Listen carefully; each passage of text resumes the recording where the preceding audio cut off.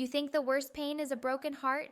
No, the real agony, the kind that makes your stomach turn, is leaning in to kiss the woman you love, only to realize her lips are still warm from another man's touch. It's holding her close in the dark and feeling a sudden, strange coldness in her skin, as if her body is still echoing a rhythm that wasn't yours. You tell yourself she's just tired or stressed, but deep down, your soul knows the truth. She's not just cleaning her body in those long showers, she's scrubbing away the evidence of a betrayal you're too scared to face. Today, I'm pulling back the veil. I'm revealing the 8 visceral signs of a woman who just stepped out of someone else's bed and into yours. And that last one? It's the nail in the coffin she can't hide, no matter how much perfume she sprays. Before I walk you through these 8 signs, take a second to subscribe and hit like, and let me know in the comments what city you're watching from. I want to see how far this message is reaching, because betrayal speaks the same language no matter where you live. And now let's get back to the story. The first sign I'm about to show you is subtle, silent, and it's the one that quietly destroys more men than they realize. Number 1, the cold silence of her body. There's a kind of silence that doesn't come from words, it comes from the body. And when you've been with a woman long enough, you know that silence. You know when her touch has weight, when her kiss has warmth, when her body is reaching for you without you asking. And you also know when that current goes dead. This is one of the hardest signs to face because it doesn't scream at you, it whispers. You lean in to kiss her and she turns her face slightly. You touch her shoulder in bed and she stiffens instead of melting. She says she's tired, but her body isn't heavy with exhaustion. It's heavy with indifference. That difference matters because tiredness recovers with sleep. Indifference doesn't. Here's the truth. Most men don't want to admit. When a woman has been fulfilled by someone else, she doesn't come back to you hungry. She comes back satisfied.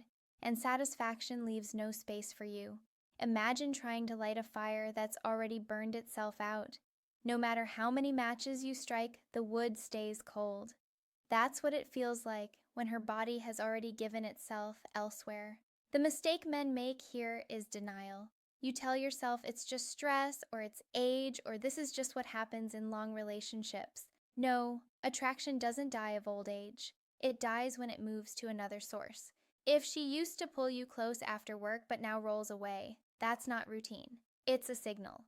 So what do you do with this knowledge? You don't beg, you don't push harder, you observe, you test. Instead of chasing, pull back. Watch if the distance shrinks on its own, or if it widens even further. A woman who still desires you will eventually reach out again. A woman who's given herself away will let the silence deepen. Your job isn't to force her body to respond. Your job is to recognize when the response is gone. The shift is painful, yes, but it's also liberating, because once you stop lying to yourself, you stop wasting energy on a flame that someone else already put out.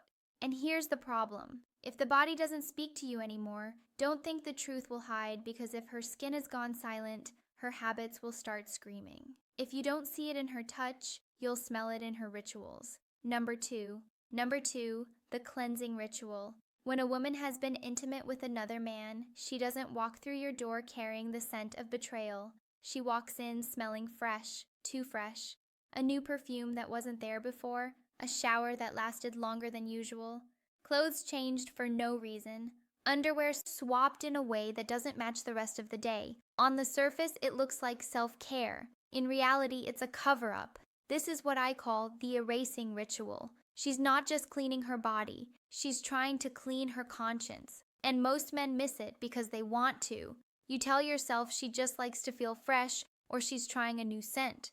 That's how you gaslight yourself, because you don't want to face the darker possibility that she's removing the traces of someone else before you notice. Here's how it works. A woman knows her body tells stories. Skin holds on to smells, hair carries traces, clothes remember contact. So she scrubs, she sprays, she hides the evidence under lavender and soap. And the irony is that the more she tries to erase, the louder it becomes. That sudden obsession with hygiene isn't a random act. It's a pattern. Let me be clear.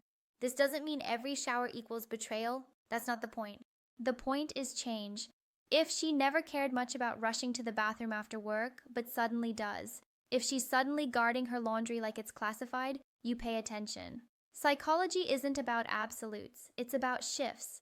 It's about noticing what no longer fits the rhythm of who she was with you. So what's the move? Stop excusing the inexcusable. Don't laugh it off. Don't pat yourself on the back thinking, at least she's taking care of herself. No, observe, connect the dots.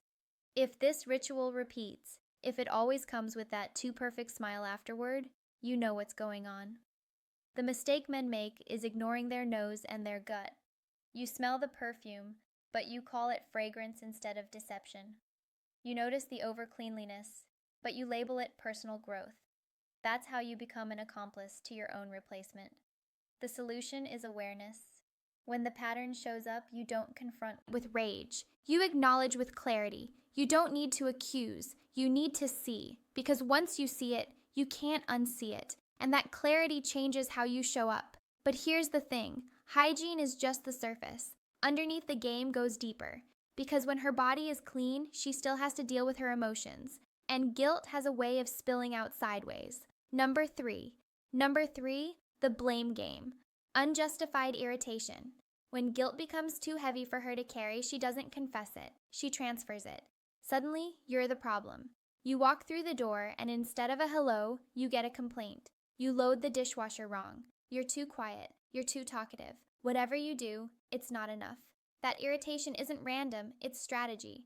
Here's the psychology behind it. If she paints you as the villain, she doesn't have to feel like the betrayer. She rewrites the script in her head. In her version, she didn't step outside the relationship because she wanted to. She did it because you were inattentive or controlling or boring. This is projection at its sharpest. She can't handle the conflict inside herself, so she pushes it onto you. The trap most men fall into is defending themselves. You try to explain. You argue thinking logic will fix it, but you can't out-logic guilt. The more you defend, the more ammunition she gets to keep painting you as the bad guy. And before you know it, you're walking on eggshells in your own home. Here's the shift. Stop playing defense. You don't need to win the argument. You need to win your dignity. Next time she snaps at you over something ridiculous, don't rise to the bait. Don't beg. Don't debate. Look her in the eye and say calmly, you don't need to fight to justify what you've already decided. Then step back, not out of weakness, but out of strength. You're showing that you see the tactic and you won't dance to it. That one move flips the dynamic, because when you don't play the role she wrote for you, her script collapses.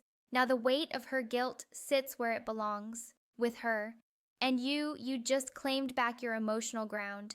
Men often ask me, but isn't staying silent weak?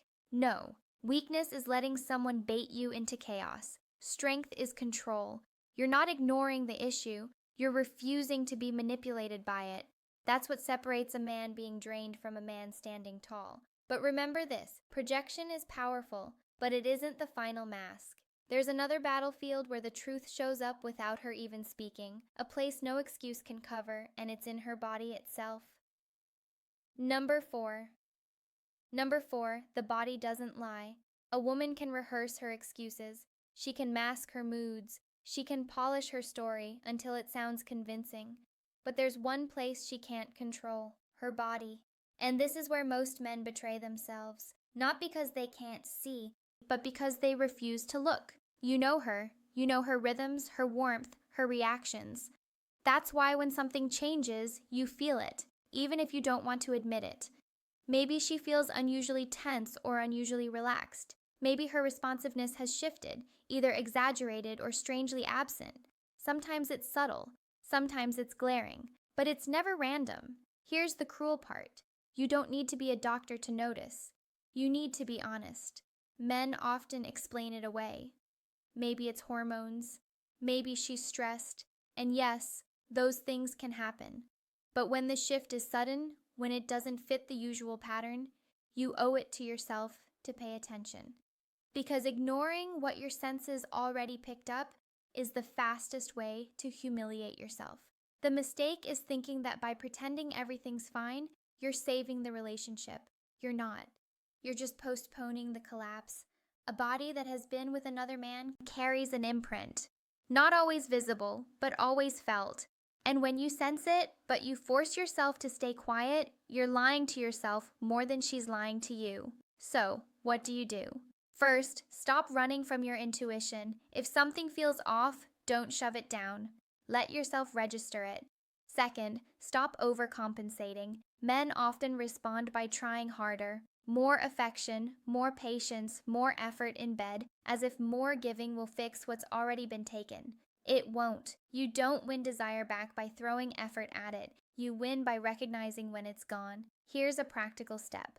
Instead of chasing her body, step into clarity. If intimacy feels wrong, scale back and observe. Don't accuse, don't interrogate. Just notice how consistent the change is.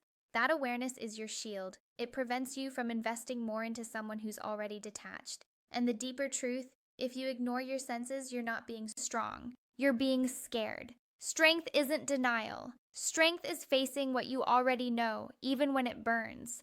But guilt doesn't always show up as coldness. Sometimes, to cover the cracks, she goes in the opposite direction. She turns warm, affectionate, even tender in a way that feels almost too good to be true. And that's exactly what it is. Number five, excessive affection, the theater of guilt. Not every betrayal looks cold. Sometimes it walks through the door wrapped in kisses, hugs, and a sudden wave of sweetness. And if you're not paying attention, you'll mistake guilt for love. This is one of the cruelest tricks because it plays directly on your hope. You felt her slipping away, you've sensed the silence, and suddenly she's holding your hand again, kissing you on the cheek, whispering, "I love you," with watery eyes, and your heart wants to believe it's real. You think she's coming back to me, but she isn't. She's trying to come back to herself. That affection isn't for you, it's for her conscience. Here's the psychology. After crossing the line, many women don't pull away. They pull closer, not because they've rediscovered their desire, but because they need to silence the guilt. Touching you, cooking for you, saying nice words. It's all part of the act. The act isn't to keep you happy, it's to keep her from drowning in self-disgust. The mistake men make is treating this affection like a second chance. You drop your guard, you stop observing, you breathe out in relief, and that's when you lose all leverage. You become the comfort toy, the safe space she clings to while her passion burns somewhere else. You end up holding her guilt, not her love. So, what's the move? Learn to test the source. Ask yourself, does this affection come with consistency or only in waves after unexplained absences? Does she touch you with desire or with obligation? Does she lean in with warmth? Or does it feel rehearsed, almost exaggerated? Those questions cut through the fog. And here's the tough medicine. Don't reward guilty affection. Don't let her wipe her conscience on your shoulders. You don't need hugs that are born from betrayal. What you need is honesty, even if it's cold. And sometimes the strongest thing you can say is this: I'd rather have your silence than your guilty embrace. That statement isn't for her, it's for you. It's your way of reclaiming self-respect in the face of false tenderness. Because here's the truth. Love doesn't need theater. Real connection doesn't show up only after guilt. If her affection feels like an apology instead of desire, you already know the difference. And once you know, you can never go back to pretending. But if you keep accepting her guilty embrace, the next stage is worse because she won't just touch you without desire. She'll stay with you physically while her mind drifts miles away. Number six, emotional absence in intimacy. There's a difference between a body beside you and a soul with you. And once you felt that difference, it's impossible to unfeel it. This is the stage where betrayal cuts the deepest. Not because of what she does, but because of what she withholds. She gives you her body, but she no longer gives you herself. Picture this. You're in bed, everything looks normal, she touches you, she moves, she even moans. On the surface, it's all there, but something is missing. Her eyes are empty, her energy doesn't sync with yours. You can feel that she's somewhere else, replaying a memory that doesn't involve you. That's not intimacy, that's theater. And here's the brutal truth. A woman who's emotionally absent during intimacy is already gone. You're not making love. You're playing a role in her cover-up. And men who ignore this always tell themselves the same comforting lie: she's just tired, or it's stress. But deep down, you know the difference. Tiredness still allows presence, stress still allows connection. This absence, it's a void. The mistake most men make is pushing harder. You think, if I try more, she'll come back. So you give more affection, more patience, more effort, hoping to win her over. But the more you push, the further she drifts, because her fire isn't missing. It's burning somewhere else. And every extra ounce of effort you give just teaches her one thing: she doesn't need to give anything back. So, what's the solution? Stop chasing ghosts. Respect yourself enough to notice when her soul isn't with you. Pull back, say less, and most importantly, don't confuse physical participation with emotional presence. When her spirit has left, your job isn't to drag it back. It's to decide whether you'll keep lying in a bed that feels colder by the night. Here's a simple step. Next time you sense that absence, don't cover it with more effort. Pause. Look at her, and in your mind, tell yourself the truth.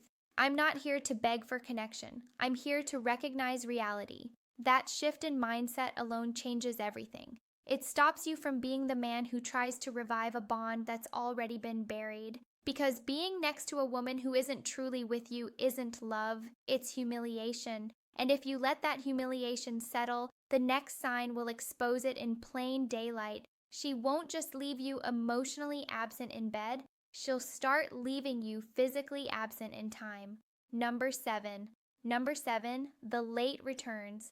Empty excuses. When love is real, time bends to make room for it. A woman who still desires you will find her way back to you, even on the busiest days. But when her fire is gone, suddenly the clock turns against you. She's late again, and every excuse feels thinner than the one before. She tells you work ran long, her phone died, a friend needed her. At first you want to believe it. You convince yourself these are normal things. Because yes, life gets messy. But when messy turns into a pattern, when lateness becomes routine, it's not about life. It's about priority. And you're no longer at the top of the list. Here's the psychology. Lateness is more than missing time. It's a test. She's not just running late. She's measuring how much you'll tolerate. She wants to see if you'll question it, if you'll push back, or if you'll keep accepting less while hoping for more. Every time you let it slide, you train her. You teach her that your dignity is negotiable. The trap most men fall into is silence. You see the inconsistency. You feel the sting, but you swallow it. You tell yourself, if I say something, I'll sound insecure. But insecurity isn't asking for respect. Insecurity is pretending you don't notice. So, what's the move? Call it what it is. Not with yelling, not with begging, but with boundaries. The next time she drifts in late with another flimsy story, don't interrogate. Don't demand details. Simply look at her and state the truth. You weren't here, and that tells me everything I need to know. Then let the silence sit. That silence is more powerful than any argument because it places the responsibility back where it belongs, on her choices. Here's a practical step. Track the pattern, not the excuse. Don't waste time dissecting the details of each story. Instead, pay attention to frequency, to tone, to how your gut reacts every time. Patterns tell the truth, even when words don't. And here's the harsh reality.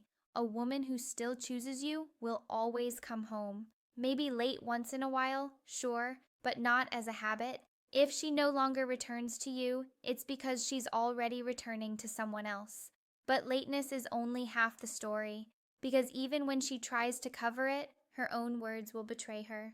And when her story collapses under its own contradictions, that's when the truth finally breaks wide open.